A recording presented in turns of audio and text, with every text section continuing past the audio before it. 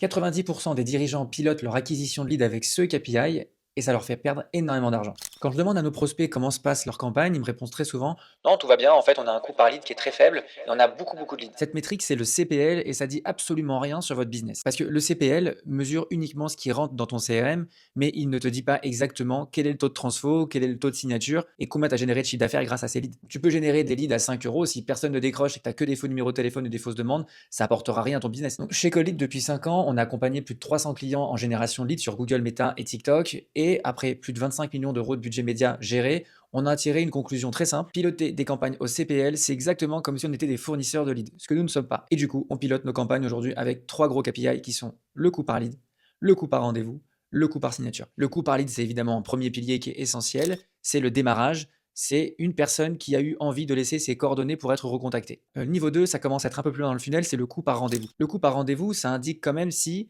malgré un coût par lead qui est très faible, est-ce que derrière on arrive à obtenir suffisamment de rendez-vous? Et qui dit rendez-vous ou devis dit forcément un lead qui est suffisamment qualifié. C'est un très bon indicateur pour essayer de comprendre la chute qu'il y a entre 10 leads bruts générés et un rendez-vous pris. S'il y a 10% de taux de rendez-vous sur les leads bruts, c'est que clairement, il y a un problème de qualité. Et le niveau 3, c'est le coût par signature. C'est ce qu'il y a de plus dur parce que souvent, les cycles de vente sont longs, donc on doit attendre un mois, 2 mois, 3 mois avant que ça signe. C'est pour ça que le coût par rendez-vous est intéressant parce qu'avant même de signer, on peut savoir si les leads sont qualifiés ou pas.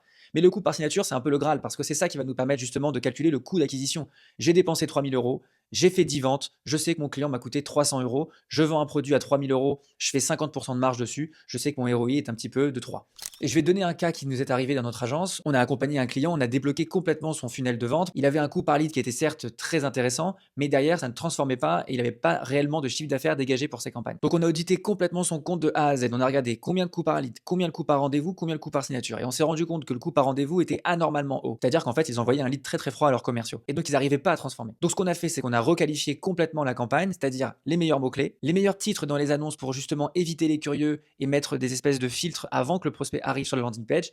Et dans la landing page, un message clair qui filtre les mauvais profils et un formulaire qui met du conditionnel dans les réponses pour justement disqualifier les personnes qui ne sont pas dans la cible. Résultat, le coût par lead a augmenté d'à peu près 15%. Normal, on a mis pas mal de filtres, mais le coût par rendez-vous a été divisé par 2. Et surtout, un chiffre d'affaires qui a doublé, voire triplé, parce que quand on envoie des meilleurs leads à ses commerciaux, ils peuvent se concentrer sur les meilleurs et vendre mieux. Donc les entreprises qui pilotent encore leur campagne Google Ads, Meta ou TikTok au coût par lead, vous faites une grosse erreur. Il faut vraiment aller jusqu'au bout du funnel, jusqu'au coût par rendez-vous et au coût par signature. C'est exactement ce qu'on fait au quotidien avec nos clients depuis 5 ans. On fait des reportings clairs qui tracent le funnel d'acquisition du début jusqu'à la fin pour vous apporter une conclusion très simple. Est-ce que vos campagnes vous font gagner de l'argent ou pas? Et si ça ne vous fait pas gagner d'argent, on vous propose un plan d'action clair pour vous dire voilà comment on va y arriver en 3 mois, en 6 mois